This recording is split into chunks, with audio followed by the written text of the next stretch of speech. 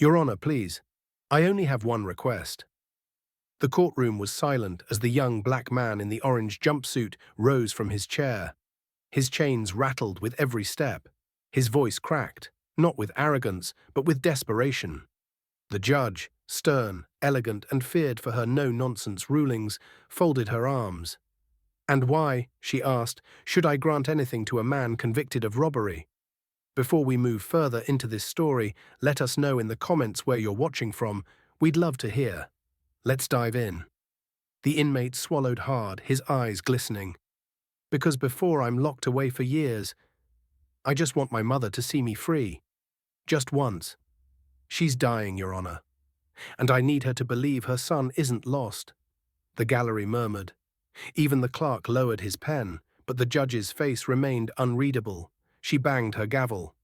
Court dismissed. Everyone thought it was over. Everyone thought she had denied him. But later that evening, in the quiet of her chambers, Judge Monroe couldn't shake the tremor in his voice. She herself had lost her mother young. She knew what it was to crave one last moment.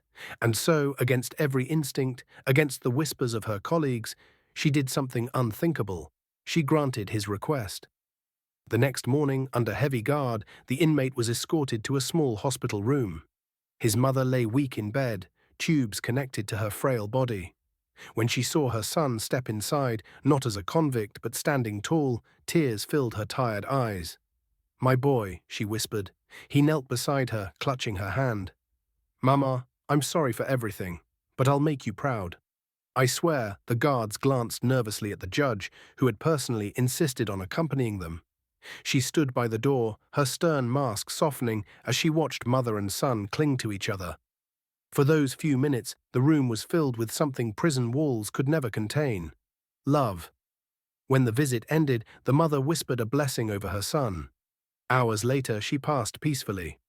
And though the inmate returned to his cell in chains, he carried with him a strength he had never known. Weeks later, the judge expected to hear nothing more of him. But letters began to arrive.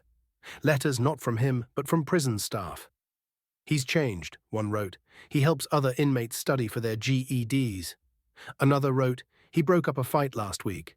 Said his mama wouldn't want him to waste her blessing." Months passed, then a year. The name of that inmate, once tied to crime, became tied to hope. He organized literacy programs, counseled younger men, and even started a prison choir. Reporters began to ask questions. What sparked this transformation?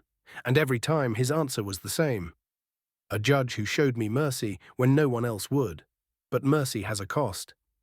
Judge Monroe was summoned before the disciplinary board. "You violated protocol," they accused. "You endangered security." She stood tall, but inside doubt gnawed at her. Had she risked her career for nothing more than sentiment? Then the day of the hearing arrived. As she entered the chamber, she saw something that made her breath catch. Dozens of people filled the seats, not just lawyers and officials, but former inmates, family members, even prison staff.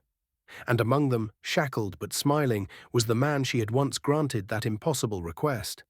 When the board demanded justification, she said simply, "The law punishes. But sometimes justice must heal." I gave him a moment of humanity, and he turned it into a lifetime of change. The room erupted in applause. Even the board, cold and rigid, could not ignore the evidence written in the lives he had touched. Instead of censure, Judge Monroe received commendation. And the inmate?